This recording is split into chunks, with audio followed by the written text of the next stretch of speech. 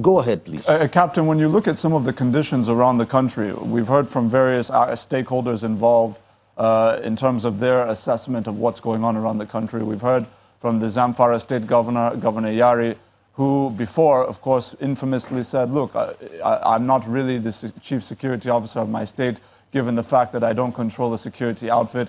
He is now saying that the federal government has really stepped up, that he's happy with the war on the bandits and the relative reduction in the killings there. You're hearing this, we're seeing a reduction in the herdsman killings. Do you acknowledge that that is progress, or what do you attribute some of these changes to?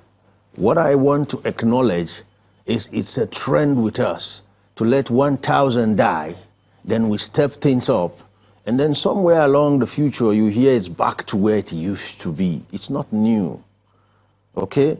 If you really want to talk about Zamfara, Ajuri, let's do this in 2 years' time. It's too early to say they have stepped things up and things are going. Let's wait a while. Okay, 2 years may be far-flung. Let's do it in 6 months' time. Sustainability is key.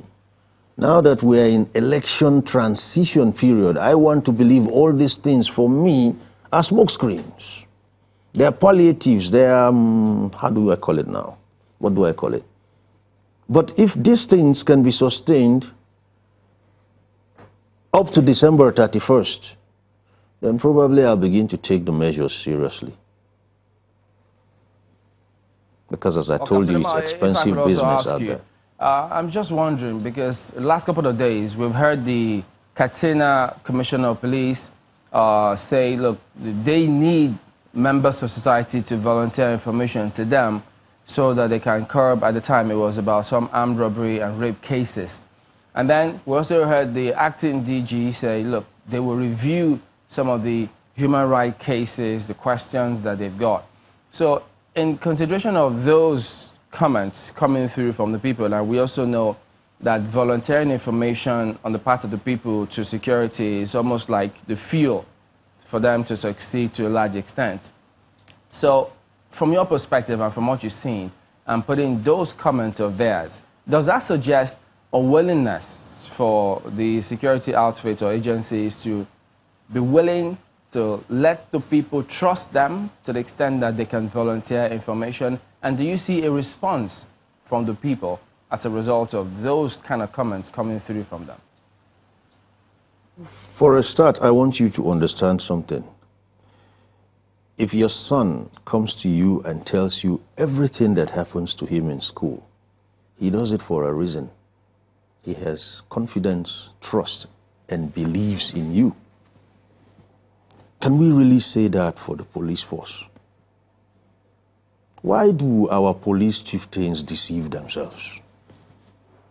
Can you really, honestly say the average Nigerian is willing to walk to any police officer, including the IG, and share information without fear that something, some form of reprisal, something could go wrong?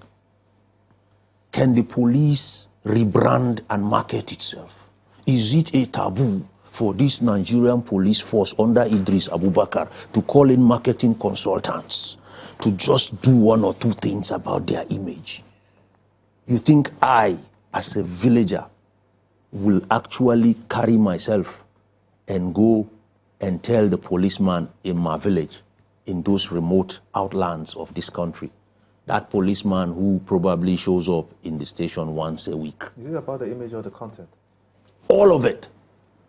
Because even if it had the best content in the world and it had very poor imagery, you're not going to see any confidence building. And one more thing about sharing information.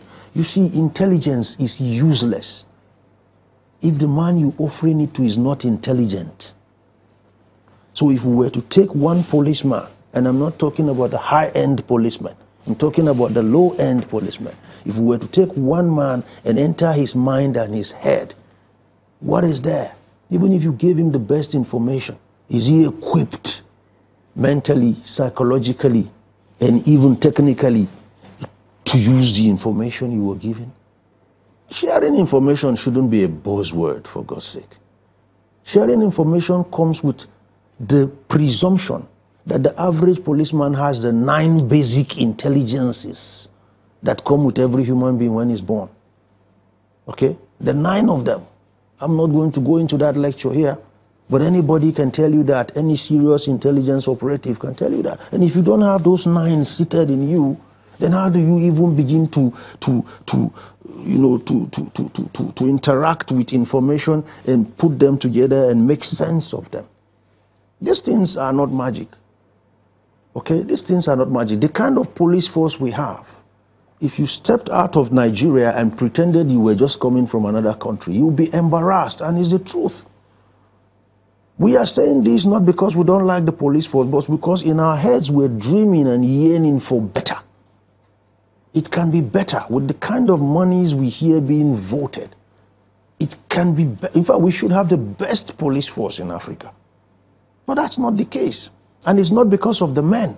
The men go to the United Nations and other foreign operations and do creditably very well. So what will the problem be is the leadership. Most of these leaders you see as heads of security agencies are just on their pre-retirement plan. Most of them want to retire comfortably. And if any one of them thinks I've made a false statement, I dare him to say so and approve it.